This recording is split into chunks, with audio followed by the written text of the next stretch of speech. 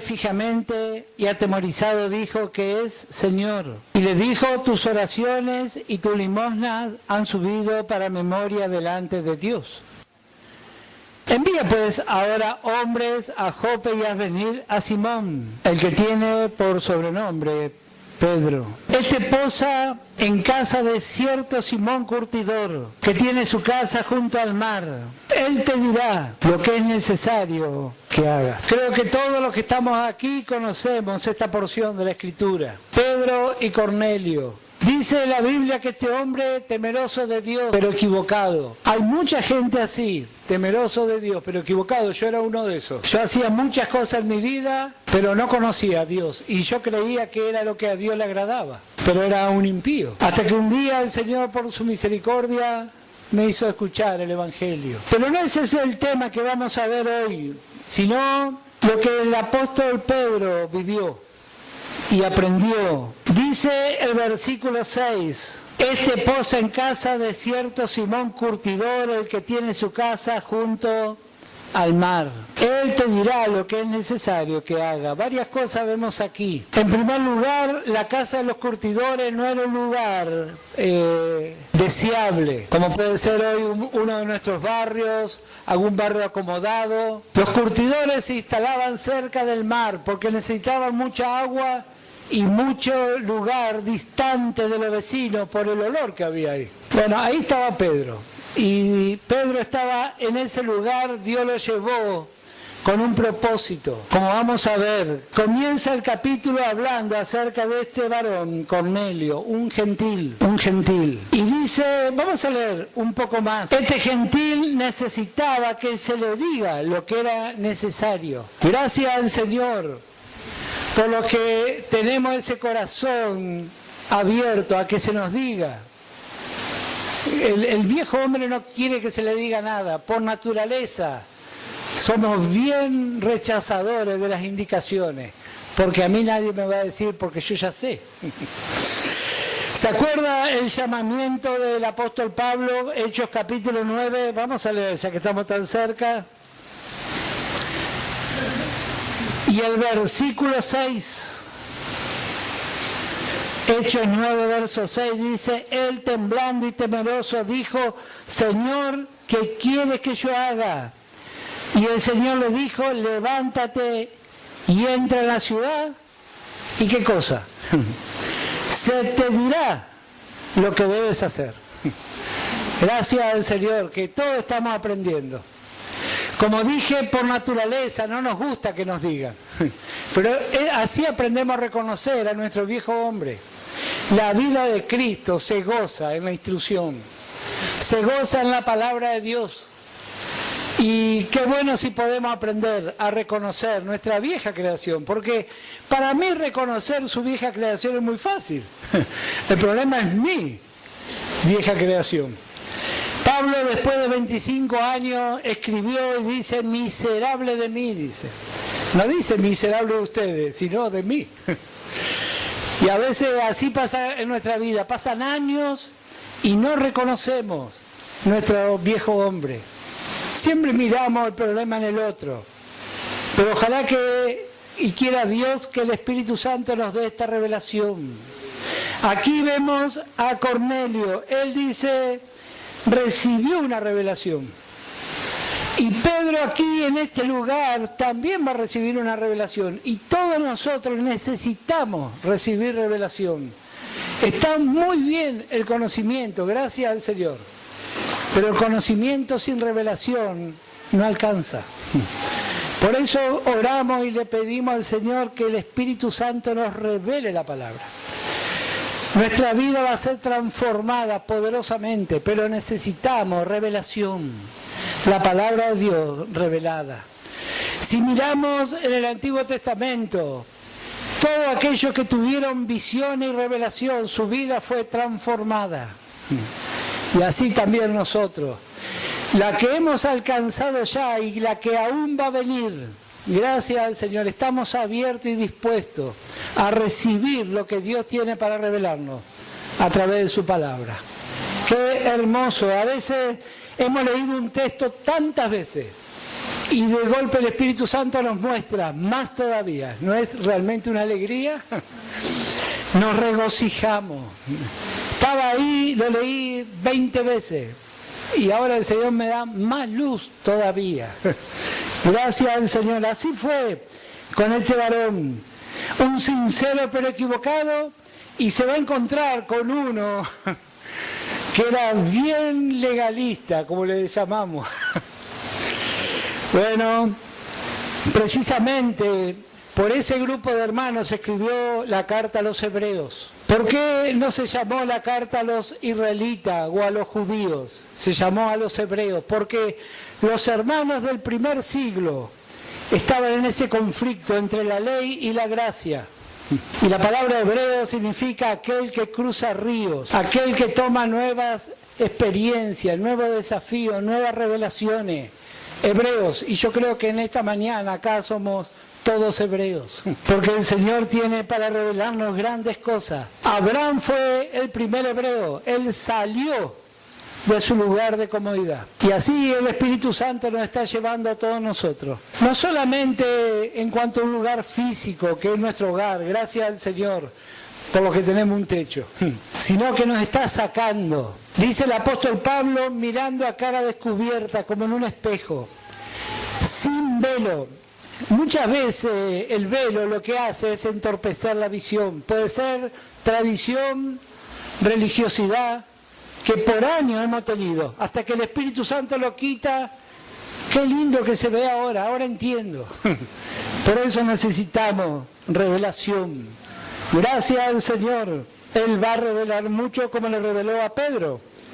Y dice, vamos a seguir considerando, Hechos 10, verso 9, al día siguiente, mientras ellos iban por el camino y se acercaban a la ciudad, Pedro subió a la azotea para orar, cerca de la hora sexta, y tuvo gran hambre y quiso comer, pero mientras le preparaban algo, le sobrevino un éxtasis, y vio el cielo abierto, y que descendía algo semejante a un gran lienzo, que atado de las 4 puntas era bajado a la tierra, en el cual había de todos los cuadrúpedos, terrestres y reptiles y aves del cielo, y le vino una voz, levántate Pedro, mata y come. Entonces Pedro dijo, Señor, no, porque ninguna cosa común o inmunda he comido jamás. Volvió la voz a él la segunda vez, lo que Dios limpió, no lo llames tú común. Esto se hizo 3 veces y aquel lienzo volvió a ser recogido en el cielo. Y mientras Pedro estaba perplejo dentro de sí sobre lo que significaría la visión que había visto, he aquí los hombres que habían sido enviados por Cornelio, los cuales preguntando por la casa de Simón llegaron a la puerta. Y llamando preguntaron si moraba allí un Simón que tenía por sobrenombre Pedro. Y mientras Pedro pensaba en la visión, le dijo el Espíritu, he aquí, 3 hombres te buscan, levántate pues y desciende. Y no dudes de ir con ellos, porque yo los he enviado. Entonces Pedro, descendiendo a donde estaban los hombres que fueron enviados por Cornelio, le dijo, he aquí, yo soy el que buscáis. ¿Cuál es la causa por la que habéis venido? Y ellos dijeron, Cornelio el centurión, varón justo y temeroso de Dios y que tiene buen testimonio en toda la nación de los judíos, ha recibido instrucciones de un santo ángel de hacerte venir a su casa para oír tus palabras. Entonces, haciéndoles entrar, los hospedó, y al día siguiente, levantándose, se fue con ellos. Y le acompañaron algunos de los hermanos de Jope. Al otro día entraron en Cesarea, y Cornelio los estaba esperando, habiendo convocado a sus parientes y amigos más íntimos. Cuando Pedro entró, salió Cornelio a recibirle y postrándose a sus pies adoró. Mas Pedro le levantó diciendo, levántate, pues yo mismo también soy hombre. Y hablando con él entró y halló a muchos que se habían reunido y les dijo, vosotros sabéis cuán abominable es para un varón judío juntarse o acercarse a un extranjero. Pero a mí me ha mostrado Dios que a ningún hombre llame común o inmundo. Dios le tuvo que dar una revelación a Pedro. Y a nosotros también nos tiene que dar la misma revelación. Por naturaleza, eso está en nuestra naturaleza. Resistimos. Hay cosas que estructuralmente hemos aprendido por años a través de la religión, a través de los conceptos culturales. No queremos aceptar cosas que a nosotros y a nuestra familia no le agrada. Pero nuestro Dios es un Dios de misericordia infinita. Y Él busca. ¿Y a quién le es predicado el Evangelio? Dice el apóstol Pablo: a lo vil y despreciado escogió Dios. Bueno, gracias Señor, porque ahí pude entrar yo. Y usted también pudo entrar ahí. A veces tenemos un alto concepto de nuestra vida, de nuestra familia, y Dios quiere usar nuestra vida. Pero esos conceptos frenan lo útil que podemos llegar a ser. Pedro estaba en aquel lugar. ¿Qué hacían en aquel lugar? Ablandaban cueros. Si no, el cuero no servía y lo pelaban. Bueno, la mayoría sabe de qué habla el vello, la manifestación del pecado. En ese lugar de tratamiento de cuero, Dios trató también con Pedro. No era un lugar muy agradable. Nos hace recordar por el arca de Noé también. ¿Pensó alguna vez qué lavandina habrán usado ahí? ¿Qué desodorante? ¿Qué manguera de alta presión para lavar había? No, no había. Pero era el mejor de los lugares. A veces yo escucho decir, me voy de la iglesia porque está lleno de cosas desagradables. ¿Y en el mundo qué va a haber? El arca con los elefantes, con todos los animales, no creo que sería un lugar muy perfumado. Pero era el mejor lugar, no tenga duda. Y así también es la iglesia, el mejor lugar. No vaya a dejar que el enemigo le meta algo en su cabeza. Es el mejor de los lugares. Y ahora lo vemos a Pedro en aquel lugar. Un lugar que abría un olor. Si usted ha vivido cerca de una curtiembre, sabe de qué estoy hablando. Allí estaba Pedro. Y el Espíritu Santo en ese lugar se reveló. No vaya a pensar que para recibir revelación tiene que viajar a algún lugar determinado, muy especial. El Señor se va a revelar a nuestras vidas, allí donde estamos. Su palabra va a abrir nuestros ojos y vamos a poder ser útiles.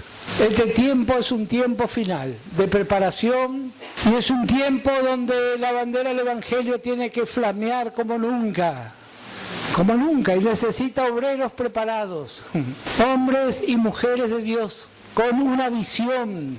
No llames tú común a lo que yo limpié. ¡Qué bárbaro! ¿Cuántas cosas Dios puede hacer? Bueno, simplemente tenemos que aprender. Una cosa que se fabricaba en las curtiembres, aparte de trabajar los cueros, era el lugar donde se fabricaban los odres. Seguramente leyó en la Biblia. Nosotros acá utilizamos vasijas o elementos de plástico, pero en la antigüedad no había así. Se fabricaba. Vamos a leer algo.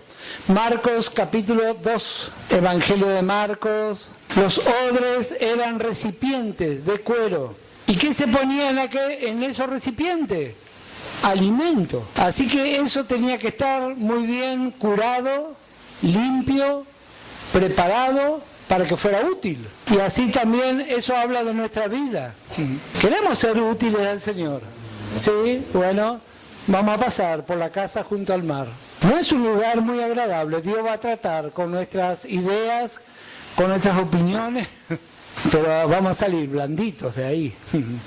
Vamos a ver qué dice Marcos capítulo 2, verso 22. Esto dijo el Señor Jesús: y nadie echa vino nuevo en odres viejos. De otra manera el vino nuevo rompe los odres y el vino se derrama y los odres se pierden, pero el vino nuevo en odres nuevos se ha de echar. ¿De qué hablan estos odres aquí en esta porción? Bueno, el vino nuevo habla de la vida de Cristo. La vida de Cristo. No puede echarse en un odre viejo, religioso. Muchas veces venimos al Evangelio con ese concepto de la religión. No, dice. Hay un concepto religioso terrible, terrible. Dice, si vos haces las cosas bien, siempre te va a ir bien. Pregúntele al apóstol Pablo cómo le fue. Naufragio, lo azotaron, pasó hambre, y él hizo las cosas bien. Ese concepto yo a veces escucho y tiemblo. Ese es un odre viejo. Concepto equivocado. La gracia de Dios viene en nuestro auxilio, no se preocupe por las circunstancias. Pero no deje que el enemigo le ponga en su cabeza que le va a ir todo bien, la vida le va a sonreír. Mentira. Azotado, naufragado. A veces no queremos contar, me fue mal. Pablo dice, 3 veces naufragué.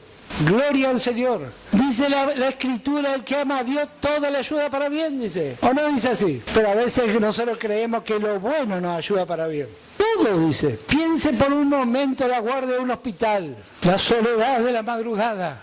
Eso ayuda para bien. Si usted tiene un concepto religioso, va a sufrir de balde. Pero el Espíritu Santo nos revela que Dios trata con nuestra vida. ¿Cuál es el propósito? Ya hemos visto seguramente muchas veces.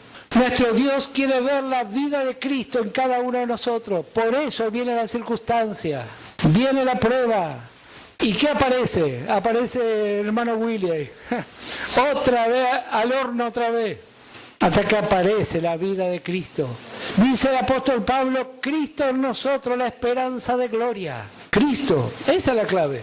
Así que ahí viene la circunstancia. ¿Cómo hacían estos odres? Bueno, seguramente usted conoce. Se sacrificaban los animales, se preparaban cabras, ovejas, bueyes. Y quien cortaba tenía que tener mucho pulso y saber lo que estaba haciendo. Gracias al Señor que el Espíritu Santo sabe dónde está cortando. Que si no, podría pasar cualquier cosa. Él sabe dónde va a cortar. Él va a usar su palabra para cortar y limpiar. Esos cueros naturalmente no tenían ninguna función. Imagínense el olor que habría en ese lugar. Sin embargo, ahí está el curtidor. Él sabe el tiempo y el proceso de cada cuero. Eso nos da tranquilidad. Ninguno de nosotros está a la deriva en este mundo. Dios tiene el control de nuestra vida. Él tiene el control de nuestros tiempos. A veces el enemigo quiere poner en nuestra cabeza, vos no vas a alcanzar. Mentira. Él nos tiene en su mano. Y Él nos va a dar el tiempo que necesitamos para terminar nuestra carrera. Gracias al Señor. Ahí está el curtidor. Está preparando. Bueno, si usted ha leído la Escritura, yo sé que lo hace, va a encontrar que había distintos tipos de odre. Dice, Abraham le dio a Agar un odre de agua, dice. Un odre de agua. Luego encontramos en el libro de los jueces, le dieron, dice, a uno un odre con leche, dice. Cada uno de elementos útiles, luego de haber pasado por un proceso.